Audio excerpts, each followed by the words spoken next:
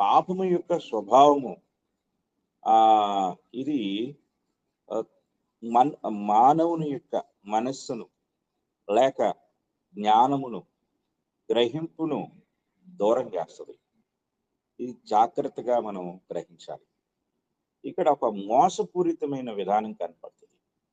ఏమిటి ఈ మోసపూరితమైన విధానం అనేది మనం ఆలోచిస్తే, ఆది కాండము 2వ అధ్యాయము ఒకసారి మనం చదువుకున్నప్పుడు 9వ వచనంలో ఈ మాట మనకు కనపడుతుంది. మరియు దేవుడైన యెహోవా చూపునకు రమ్యమైనదియు ఆహారమునకు మంచిదియునైన ప్రతి వృక్షమును ఆ తోట మధ్యను జీవవృక్షమును మంచి చెట్ల తెలివినిచ్చే వృక్షమును నేల నుండి మొలిపించెను. ఇక్కడ హవ్వ ఒక సంగతి మర్చిపోయింది. అంటే పాపము మన జ్ఞానాన్ని, మన గ్రహింపును, మన వివేకాన్ని, మన జ్ఞాపక శక్తిని మనము అన్నిటినీ కోల్పోయేలాగా చేస్తుంది. అంటే అసలు ఇది ఎప్పుడైతే ఒక వ్యక్తి ఆజ్ఞను అతిక్రమించాలనే ఆలోచనలో వస్తాడో దానికి మూలం ఏమిటి అనేది మనం గ్రహించాలి. దేవుడైన యెహోవా చూపునకు రమ్యమైనది, ఆహారమునకు మంచిది. అంటే ఆ తోటలో ఉన్న ప్రతిదీ కూడా, ప్రతి పండు కూడా ఎలాంటిది అంటే చూపునకు అంటే కన్నులకు అందమైనది, ఆహారమునకు మంచిది. అంటే ఇక్కడ ఈ తినొద్దని చెప్పిన పండు మాత్రమే కాదు, అన్ని పండ్లు అలాగే ఉన్నాయి, అన్ని అందమైనవే, అన్ని మంచివే. కానీ ఇక్కడ అపవాది చేసిన బోధ ఆ సంగతి మర్చిపోయి ఈ పండే అందమైంది, ఈ పండే మంచిది అనే ఒక తప్పు ఆలోచనకి హవ్వను తీసుకుపోయింది.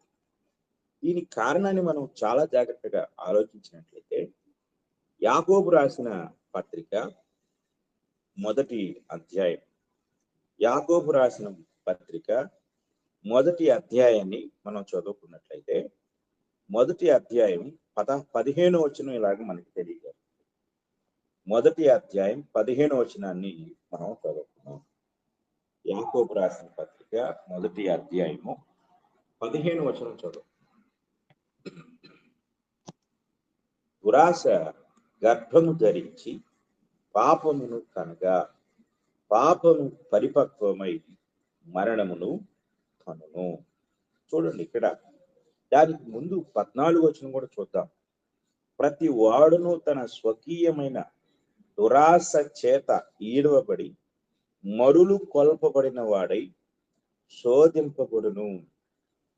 ఇంగ్లీష్ లో ఇలా ఉంటుంది, but every man is tempted when he is drawn away of his own lust and enticed అనే మాట కనపడుతుంది.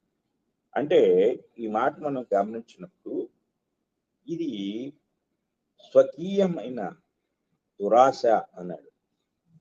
ఈ స్వకీయమైన దురాశ అనేది ఇంగ్లీష్ లో ఓన్ లస్ట్ అన్నాడు. ఈ లస్ట్ అనే మాట చాలా అపవిత్రమైన శబ్దాన్ని ఇస్తుంది.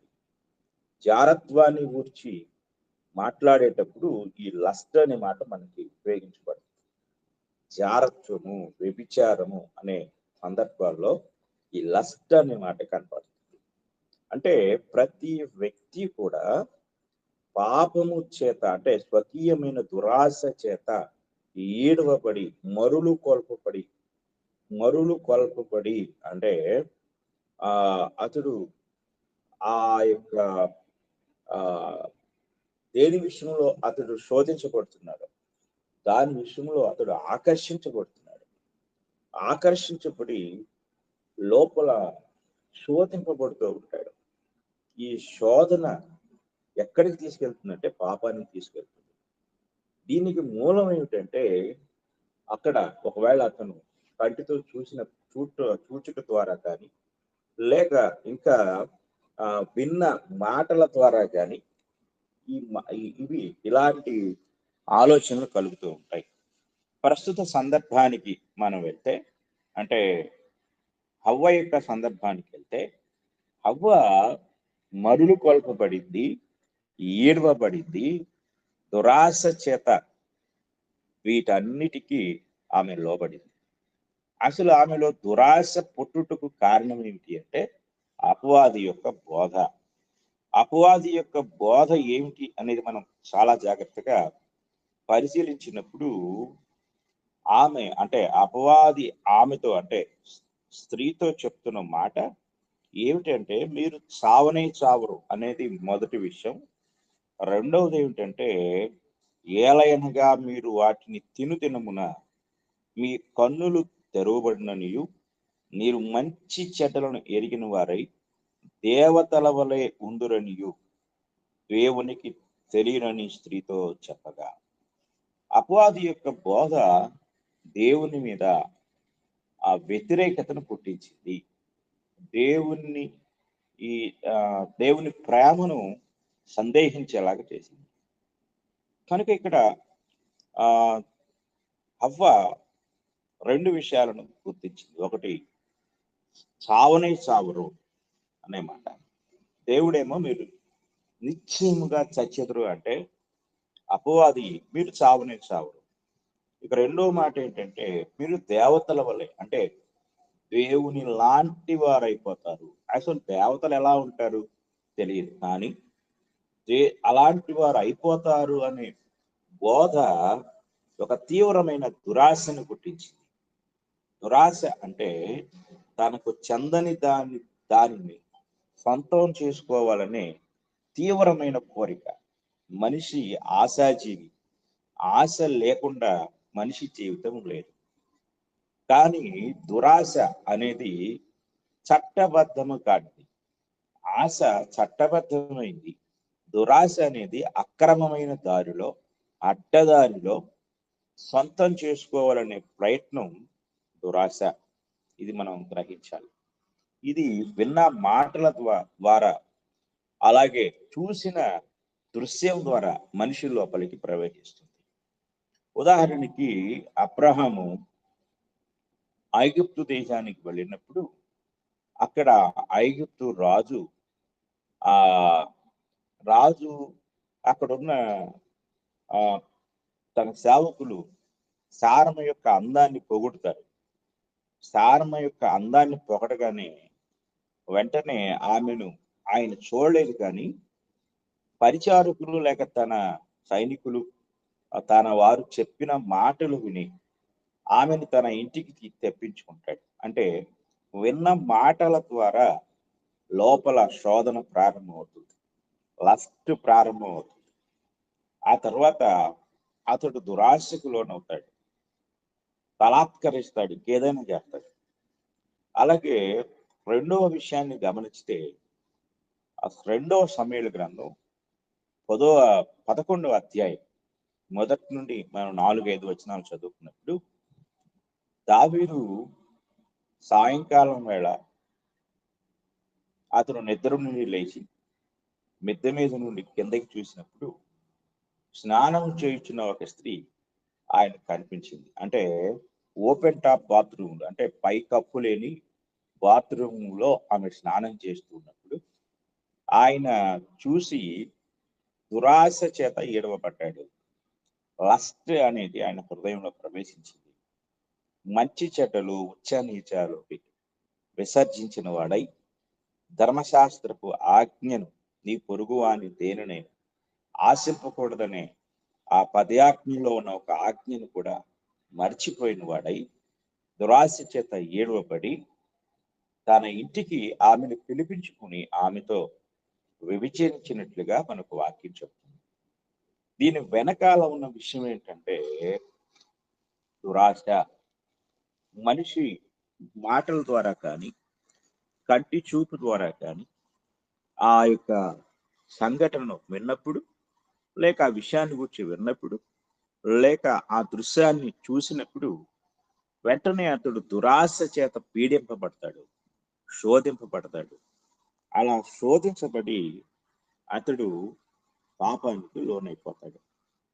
కనుక పాపం యొక్క స్వభావం మనిషి యొక్క హృదయంలో ఇంత భయంకరంగా ప్రారంభమవుతుంది.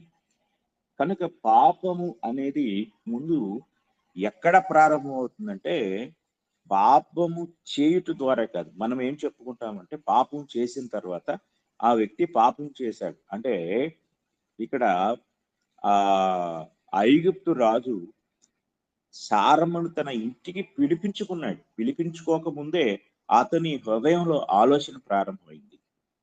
దావీదు తన ఇంటికి తీసుకొచ్చినప్పుడు ఆమెతో పాపం చేశాడు. కానీ ఇంటికి రాకముందే తన హృదయంలో ఆమెతో ఆయన కలిసిపోయాడు.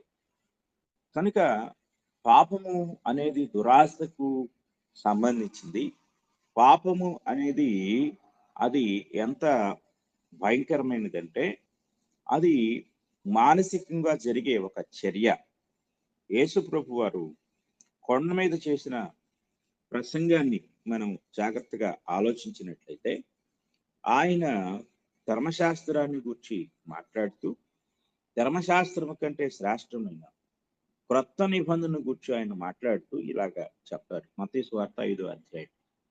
మత్తయి సువార్త 5వ అధ్యాయం మనం చదువుకున్నట్లయితే, 5వ అధ్యాయంలో చాలా గొప్ప సంగతులు ఆయన చెప్తూ ఉంటాడు. అందులో ఒక విషయాన్ని మనం జాగ్రత్తగా గమనించినప్పుడు 27వ వచనం చదువుకుందాం. 27వ వచనము ధర్మశాస్త్రంలో ఉన్న ఒక ఆజ్ఞ. వ్యభిచారం చేయవద్దని చెప్పబడిన మాట మీరు విన్నారు కదా.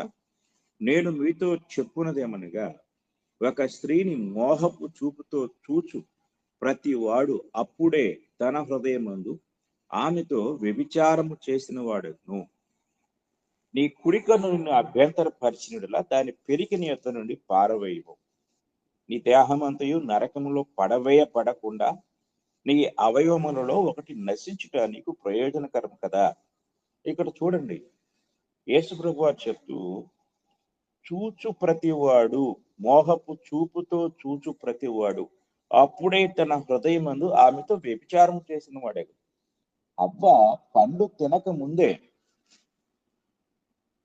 పండు తినుట ద్వారా ఏ లాభాలైతే వస్తాయని ఆమె విన్నదో వాటిని పూర్తిగా నమ్మేసింది. ఇక పండు తినాల్సిన పని కూడా లేదు. నమ్మి పండు తినేసింది. అంటే పండు తినుట ద్వారా అది క్రియ ద్వారా జరిగించింది, కానీ ఆమె హృదయంలోనే అది జరిగిపోయింది. ఇక్కడ దావీదు మహారాజు బత్షెబను తన ఇంటికి పిలిపించుకొని ఆమె శరీరంతో పాపం చేశాడు. కానీ ఆమెను చూసినప్పుడు, ఆమె అందాన్ని చూసినప్పుడే ఆయన తన హృదయంలో ఆమెతో పాపం చేశాడు. తన హృదయంలో జరిగిన దారిని ప్రాక్టికల్ గా క్రియాపూర్వకంగా జరిగించడానికి ఆయన శరీరంతో పాపం చేశాడు. అంటే పాపం యొక్క ఉనికి లేక పాపం యొక్క ప్రారంభం ఒక వ్యక్తి యొక్క అంతరంగంలో పుడుతుంది. అది కార్యరూపం దాల్చుతుంది. అంటే మనం అంటాం ప్రీ ప్లాన్ మర్డర్ అని. అంటే ఈ ప్రీ ప్లాన్ మర్డర్ అనేది ఎలా జరుగుతుందంటే, ముందుగా వ్యక్తిని చంపడానికి ఒక ముందస్తు ప్రణాళిక వేసుకుంటారు. అంటే వారి ప్రణాళికలో అయిపోయింది ఇక, దాన్ని అమలు పరిచేటప్పుడు కార్యరూపం దాల్చుతారు. అంటే వారు ప్లాన్ వేసినప్పుడు, పథకం వేసినప్పుడు, వారి పథకంలో ఆ వ్యక్తిని గురించి ఏటు చెట్టు మొత్తం, అంటే అతన్ని పట్టుకోవటము, లేకపోతే అతను కొట్టటము, అతని ప్రాణం తీయటం, ఇదంతా వారి ప్రణాళికలో ఒక భాగం. వారి ప్రణాళికలో చివరిది ఏంటంటే చంపేయటం. ఇదంతా ప్రణాళికలో జరిగిపోయింది. ప్రణాళికలో జరిగిపోయిన దాన్ని కార్యరూపం దాల్చుతూ ఉన్నప్పుడు అది పరిపూర్ణం అవుతుంది. ఇది మనం జాగ్రత్తగా గ్రహించాలి. అలాగే ప్రణాళికలోనే చాలా సంగతులు జరిగిపోతూ ఉంటాయి. దీన్ని మనం గ్రహించవలసిన వారు. కనుక నేను మీతో చెప్పున్నది ఏమనగా, ఒక స్త్రీని మోహపు చూపుతో చూచు ప్రతివాడు అప్పుడే తన హృదయం మందు ఆమెతో వ్యభిచారము చేసిన వాడు. అయిపోయింది అక్కడే. ఇక నువ్వు మరలా ఆ స్త్రీని, ఆ ధర్మశాస్త్రం చెప్పింది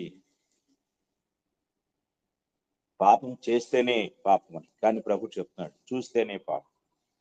కనుక ప్రభు ఏం చెప్తున్నాడు? ఆరిజిన్ చెప్తున్నాడు, అంటే మూలాన్ని ఆయన చెప్తూ మూలమే నువ్వు తీసేయి అంటున్నాడు. కనుక ముందు హవ్వలో పండు తినటం కాదు, అపవాది బోధ యొక్క మూలం ఆమెలో కలగకుండా ఉండాలి. కనుక పాపం యొక్క ప్రారంభాన్ని మనం జాగ్రత్తగా గమనించినట్లయితే, అపవాది యొక్క బోధ ఎప్పుడైతే విన్న వెంటనే ఆమెలో దురాశ పుట్టింది.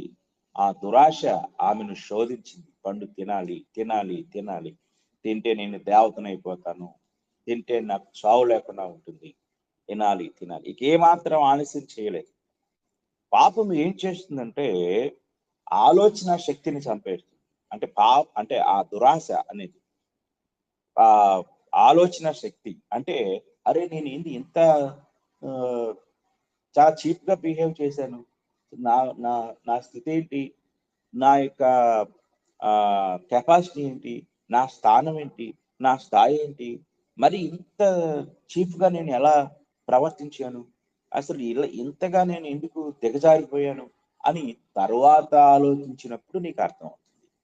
అంటే నువ్వు ఎలా ఆలోచించకూడదో, నువ్వు ఎలా లొంగిపోకూడదో, నువ్వు ఎలా పడిపోకూడదో, నీ స్థాయిని ఎలా దిగజార్చుకోకూడదో అనేది నీకు ఎప్పుడు అర్థమవుతుంది అంటే అయిపోయినాక అర్థమవుతుంది.